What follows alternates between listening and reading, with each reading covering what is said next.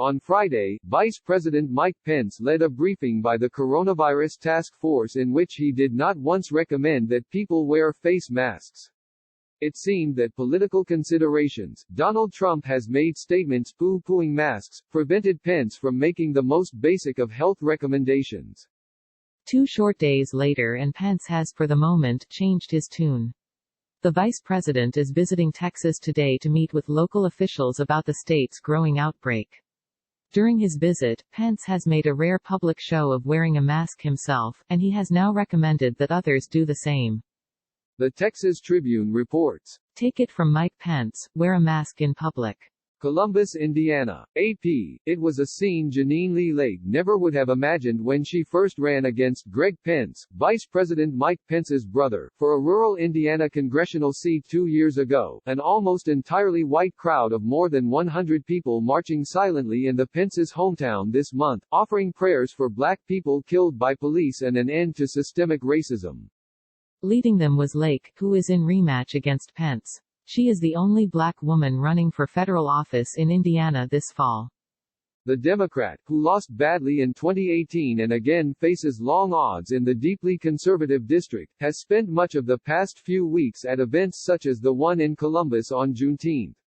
In communities across a district that is 93% white, Lake has talked about seeing her children pulled over by police and harassed for no reason. She has spoken the names of George Floyd, Breonna Taylor and other black people killed by police, telling crowds, "We're here to call for change." In no way, shape or form is 2018 the same as the 2020 race in regard to the grassroots effort and the galvanization of the movement that is now Black Lives Matter, said Lake, 50. It's just a total shift. The re-energized movement against racial inequality has amplified the voices of black candidates, in some cases pushing the political debate over race into Republican-leaning areas. Democrats say they've seen a significant boost in fundraising and other engagement for candidates running on racial justice issues, and believe it could help the party flip some Republican-held districts in November. Read further via the Associated Press. Ed Pilkington. In a week that saw the worst day on record for new cases, Trump shrugs as experts warn Americans not to follow his lead, Ed Pilkington reports. A disaster is unfolding in Montgomery, Alabama, where Martin Luther King preached and where Rosa Parks was arrested for refusing to give up her seat on the bus. Hospitals are running short of drugs to treat COVID-19, intensive care units are close to capacity, and ventilators are running short. Between 85% and 90% of the very sick and dying are African American. Amid this gathering storm, the city council met to decide whether to require people to wear masks, a basic protection the U.S. Centers for Disease Control and Prevention (CDC) strongly recommends. Doctors lined up to plead their case. This is beyond an epidemic in this area, said the pulmonologist Bill Salisky. Our units are full of critically ill COVID patients. We have to slow this down. His colleague, Nina Nelson Garrett, described watching undertakers carrying out corpses, 30 minutes apart. Something as simple as a mask can save someone's life, she said. Dr. Kim McLaughlin recounted how she was frequently stopped by white people asking, "Is the media sensationalizing this? Is it really as bad as they are making out?" McLaughlin told the council, "People don't believe the hype. Until you mandate masks, we won't be able to stop this, we just won't."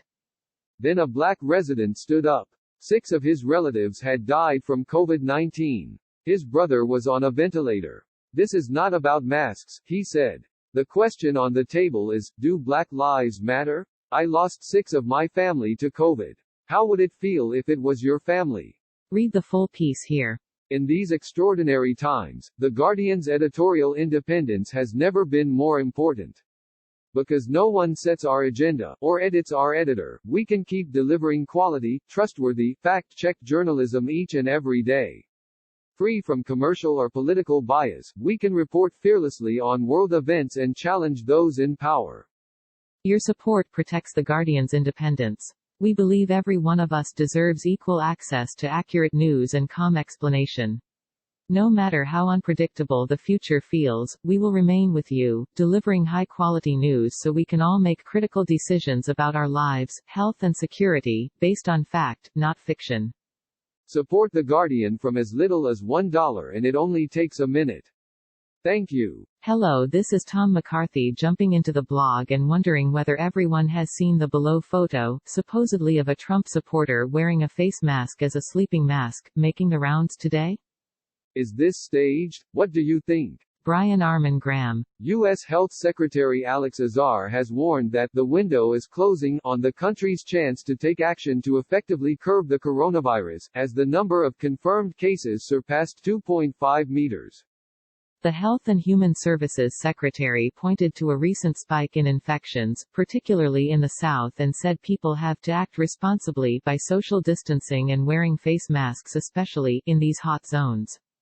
For a third consecutive day on Saturday, the number of confirmed U.S. cases rose by more than 40,000. In Arizona, cases have risen by 267% so far in June and jumped by a record 3,857 cases on Sunday, the eighth record-breaking increase this month.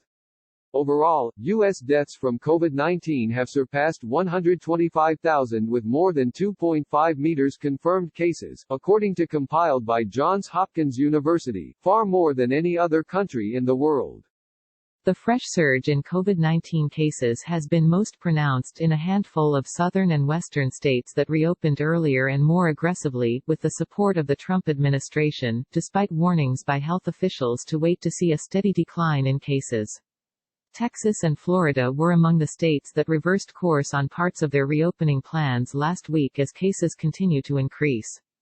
Appearing on NBC's Meet the Press program on Sunday morning, Azar was asked by presenter Chuck Todd why the U.S. was failing to tackle the COVID-19 crisis, especially when so many other countries seem to be succeeding. Azar acknowledged the U.S. was seeing surging in cases, and that the majority of those are among people under the age of 35, which means a large number of those will be asymptomatic, presenting a different challenge for authorities trying to get a grip on outbreaks. This is a very serious situation, Azar said, adding that the window is closing to stop virus spread. We have to act, and people as individuals have to act responsibly. We need to social distance, we need to wear our face coverings. Democratic Party Chairman Tom Perez has put out a statement following Donald Trump's since deleted retweet of a man shouting, "White Power." The president called those appearing in the video, "great people." Once again, Donald Trump's actions are simply indefensible, said Perez in the statement. As our country faces a reckoning since the murders of Breonna Taylor, George Floyd, and so many others, we are seeking ways to address systemic racism and injustice. But Trump is tweeting a video promoting white power. This president tries to claim ignorance, but the consistency of his actions, on Charlottesville and most recently Lafayette Square, drown out his vacuous words. We need a president who will heal our nation's wounds and unite the American people, not a demagogue who tries to divide us through fear and bigotry. White House Deputy Press Secretary Judd Deere says the president had not heard the "white power" shout when he retweeted the video. New York Governor Andrew Cuomo says the White House administration is in denial about the COVID-19 pandemic. This is a continuation of the first wave, and it was a failed effort to stop the first wave in the country, Cuomo said during an appearance on NBC's Meet the Press.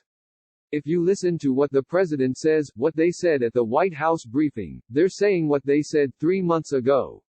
They're basically in denial about the problem. They don't want to tell the American people the truth. Cuomo said the White House's attitude meant states had created their own responses to the virus. And they don't want to have any federal response, he added.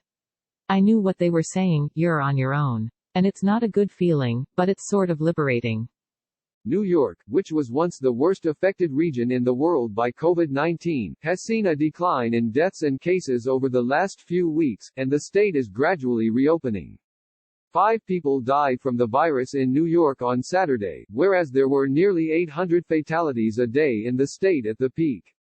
We are on the exact opposite end, Cuomo said. We have less than 800 people in hospitals, the lowest number basically since we started. However, as cases rise across the U.S. as a whole, Cuomo said he was concerned the state could be hit hard again and said New Yorkers should wear masks and practice social distancing. I'm now afraid of the spread coming from other states because we are one country and people travel, Cuomo said. I'm afraid the infection rate in the other states will come back to New York and raise that rate again. House Speaker Nancy Pelosi has suggested Russia may have compromising information on the president. Pelosi said she found the lack of response from Donald Trump over reports in the New York Times that Russia had offered bounties for Taliban-linked militants to kill U.S. soldiers appalling. I don't know what the Russians have on the president politically, personally or whatever it is, but he wants to ignore reports of wrongdoing. Pelosi told ABC's This Week. When she was asked if she was saying the Russians have dirt on Trump, Pelosi replied, "How else would you explain his refusal to ignore, again and again, the intelligence that puts right at the Russian doorstep the involvement into our elections, for example?" The president said on Sunday no one had told him about the reports. Nobody briefed or told me, Vice President Mike Pence, our Chief of Staff Mark Meadows about the so-called attacks on our troops in Afghanistan by Russians, Trump tweeted in part. Everybody is denying it and there have not been many attacks on us. You can read more on the story here. Some, including Donald Trump, have claimed the rise in COVID-19 cases across the U.S. are due to increased testing. That's not a view shared by Tom Frieden, the former director of the Centers for Disease Control. During an appearance on Fox News on Sunday, Frieden said he could say with 100% certainty that there has been a true rise in cases, because of a rise in the proportion of positive tests. He also said the recent cases were just the tip of the iceberg. Frieden said he understood why people were growing frustrated by lockdown measures, but the virus is not tired of making us sick. He added that he believed that a number of southern states had reopened too soon. If you open when cases are still increasing, as many states did, it's like leaning into a left hook, Frieden said. You're going to get hit hard. And that's what's happening. Former National Security Advisor John Bolton, who, it's fair to say, is not a close friend of the president these days, refused to be drawn on whether Donald Trump's retweet of a supporter shouting, "White Power," was racist. It may be that you can draw a conclusion that he heard it, and it was racist, and he tweeted it to promote the message. It is a legitimate conclusion to draw. It is also entirely legitimate to say he just had no idea what else was in the video other than the Trump sign, Bolton said during an appearance on CNN's State of the Union. Trump recently tried to block the publication of a tell-all book by Bolton on the White House administration. Mississippi's state legislature is expected to take up a bill on Sunday to be proposed and passed to allow for the change of the state's flag, which contains a Confederate battle emblem in the canton that's been widely condemned as racist. The state's House and Senate passed a resolution by overwhelming margins on Saturday suspending the legislative deadlines so lawmakers can consider the bill when lawmakers convene today. As the AP reports, there are economic issues, there are issues involving football or whatever, Republican Lieutenant Governor Delbert Hosemann said Saturday. But this vote came from the heart. That makes it so much more important. Mississippi remains the last state in the Union whose flag contains the Confederate emblem. It was adopted in 1894, nearly 3 decades after rebel forces under Robert E. Lee unconditionally surrendered to Ulysses S. Grant at Appomattox Courthouse to end the American Civil War. Larry Eubanks, who sat outside the state's Capitol building in Jackson on Saturday, is among those Mississippians who supports the current flag, saying he hopes lawmakers would allow a proposed flag change to be decided by the registered voters. Earlier on Saturday, Republican Governor Tate Reeves said he would sign legislation to change the flag if it reached his desk. The argument over the 1894 flag has become as divisive as the flag itself, and it's time to end it. If they send me a bill this weekend, I will sign it.